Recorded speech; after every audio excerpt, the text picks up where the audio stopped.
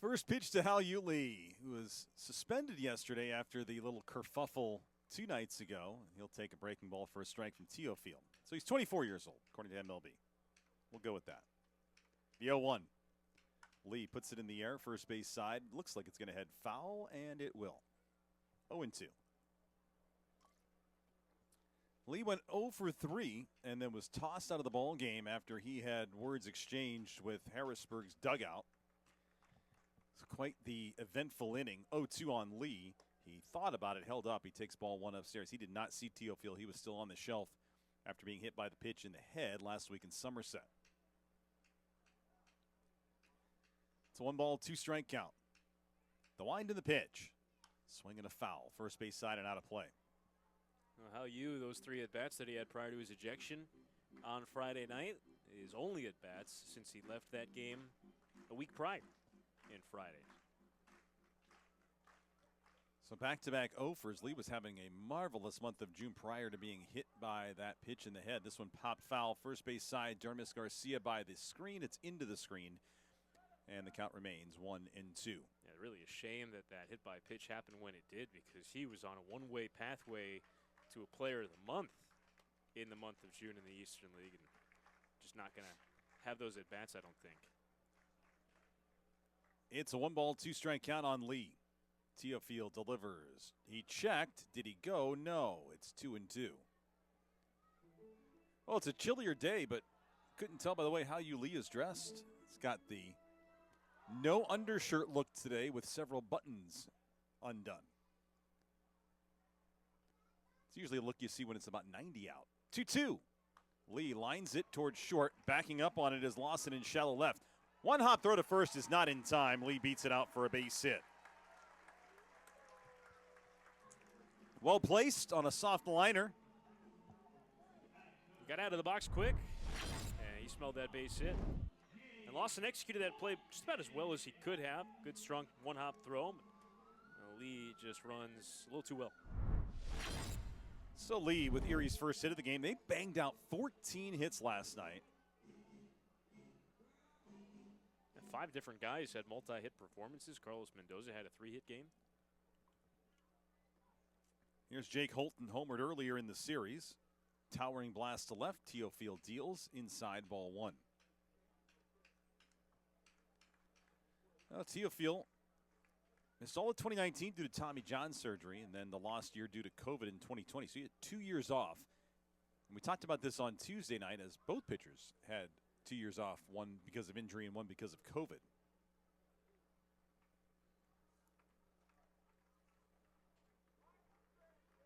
Yeah, Will Kell did not pitch in 2021.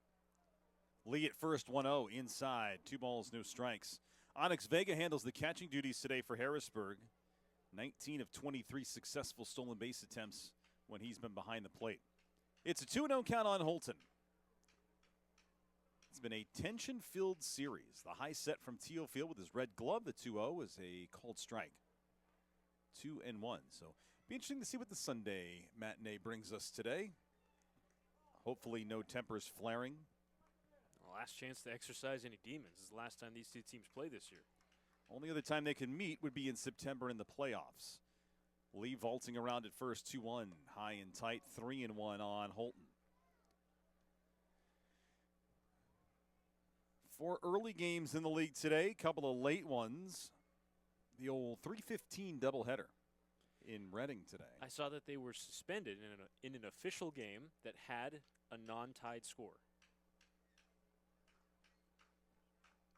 So Bowie must have gotten yeah, that's what happened. Bowie got the run at the top of the 6th. Oh, right, okay. And Reading batting didn't even bat in the bottom of the 6th. Have to complete the full inning. So they'll have to play that as a 9, so they'll have to play the 7th, 8th, and 9th, and then a second 7 at 5:15. 3-1, Holton takes inside corner, thought he had a walk. Pitch tracks agreed with Jake, but it's called a strike and the count full. 3-2 the count. Runner goes, payoff pitch, ball 4 down and in. Is that our second ball don't lie moment of the day right there? Pretty much. Yeah, I would be interested to know, and this is not a knock on Luke Hammermeyer, the sub umpire, but I'd like to know when he came up, because his strike zone, at least for both sides in the first inning, is very much giving corners and not up and down. And so if he would have come up through umpire school, say 10 years ago, as the first pitch of Chris Myers is put in the air down the third baseline and foul and into the seats, and it's 0-1.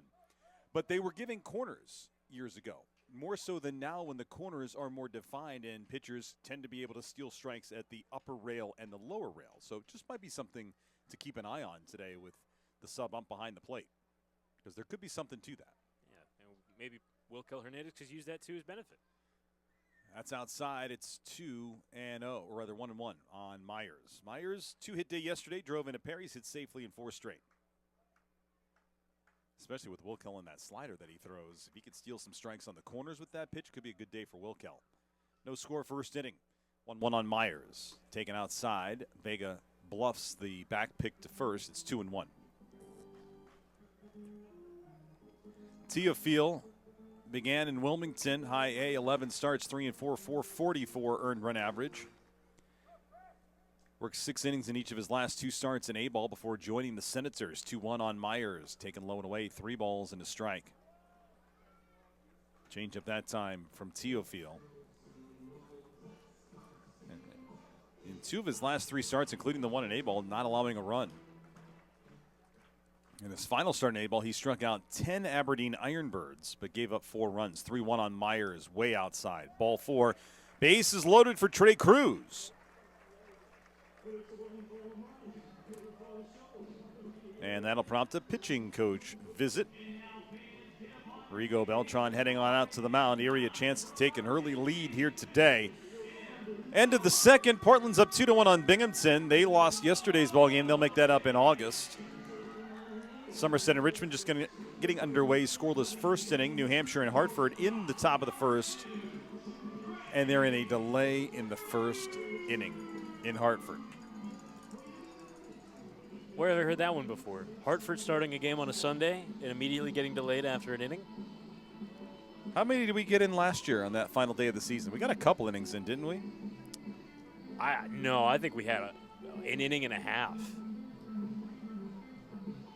before the cancellation, the end of the first half last year. I think it was an inning and a half exactly.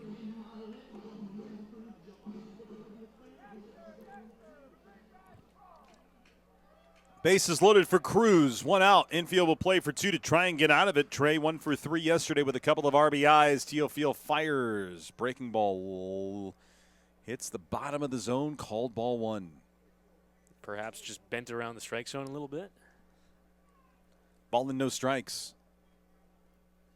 Trey bats from the left side against the righty. Teofil sets above the letters. Holds the glove next to his face. The 1-0. Swinging strike on a high fastball. And the count evens up. That's been a tough pitch for Trey lately. He's been getting a lot of high fastballs, and he's swinging underneath them. Ball and a strike, the count on Cruz. It's Lee at third. He's singled. Holton at second, walk. Chris Myers also walking. He's at first. The 1-1. Right down the middle, a called strike on a fastball. And Trey's in a hole 1-2. Good scoring opportunity in a scoreless ball game first inning. Bases loaded for the SeaWolves. Teofil working third base out of the rubber, peering in. A ball and 2 strikes, the pitch. Swinging a line drive, foul.